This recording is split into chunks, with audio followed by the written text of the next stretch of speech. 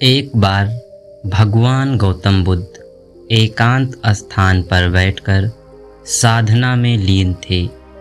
कुछ समय के बाद उन्होंने अपनी आंखें खोली तो अपने प्रिय शिष्य आनंद को सामने पाया।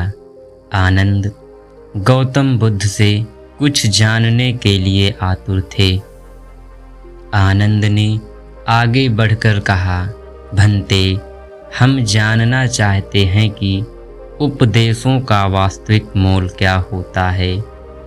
आनंद को संबोधित करते हुए भगवान बुद्ध बोले कि यह आवश्यक नहीं कि कोई भी फकीर या साधु संत पूर्ण व्याख्या करके ही उपदेश दे, बल्कि वह किसी कार्य अथवा इशारे मात्र से भी उपदेश का महत्व समझा सकता है।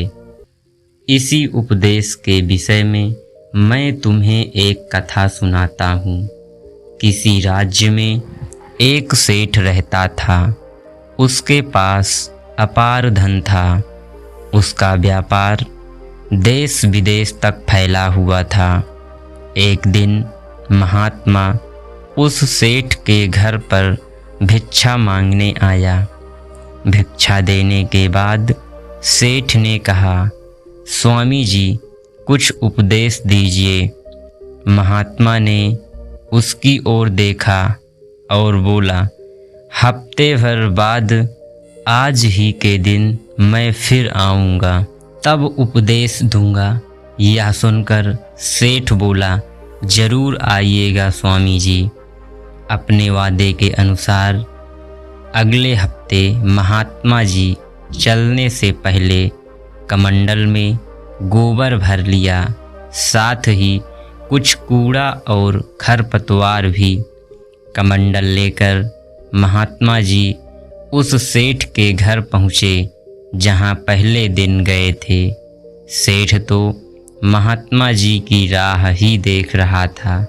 उसने महात्मा को देने के लिए तरह तरह के पकवान तैयार करवा रखे थे। सेठ खुशी खुशी महात्मा को भिक्षा देने के लिए आगे आया। महात्मा ने उसके आगे अपना कमंडल कर दिया, लेकिन सेठ जैसे ही उसमें कुछ पकवान डालने को हुआ कि उसका हाथ वहीं का वहीं रुका रह गया।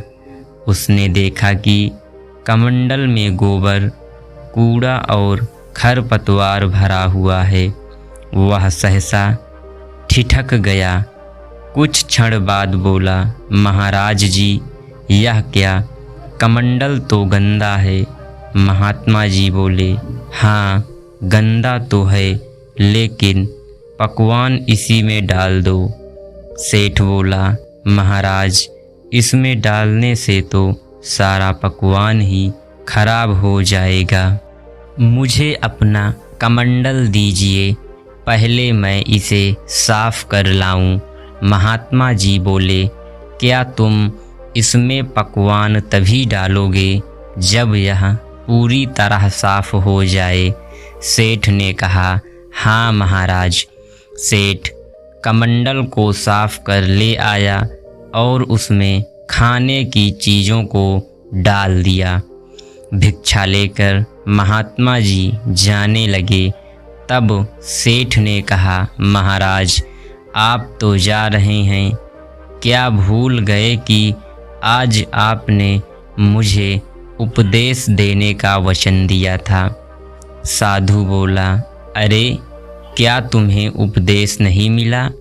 तो सुनो, मेरे कमंडल में जब गंदगी थी तब तुमने उसमें खाने की चीज़ें नहीं डाली, उसे साफ कर लिया।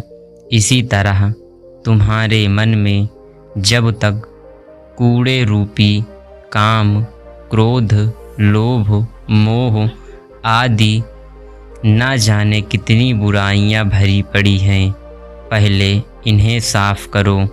जब तक ये विचार भरे हैं तब तक उपदेश करना बेकार होगा।